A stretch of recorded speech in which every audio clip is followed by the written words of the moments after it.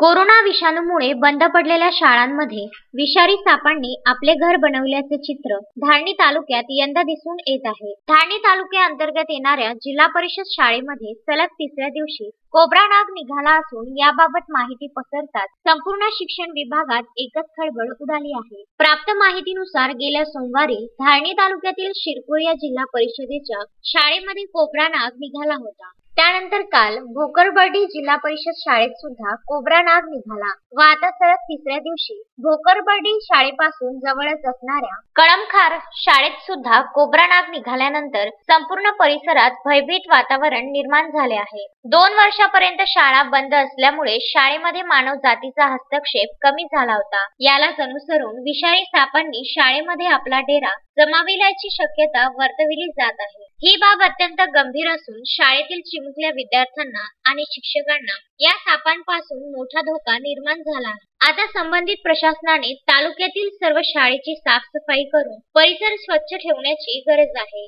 पुढच्या महिन्यापासून दिवाळीची सुट्टी लागणार आहे. पुन्हा शाळेमध्ये मानवी हस्तक्षेप कमी होऊन पुन्हा विषारी साप शाळेत शिरण्याची तीव्र शक्यता आहे. कळमखार शाळेमध्ये निघालेल्या सापाचा स्नेक रेस्क्यू टीम मेळघाटचे संचालक अमर खांडेकर यांनी करून पुन्हा एकदा धारणी वासियांना मोठे सहकार्य केले आहे. तस्मीन शेख सुलेमान मेमनसह जुगल किशोर जयस्वाल, विदर्भ न्यूज, धारणी.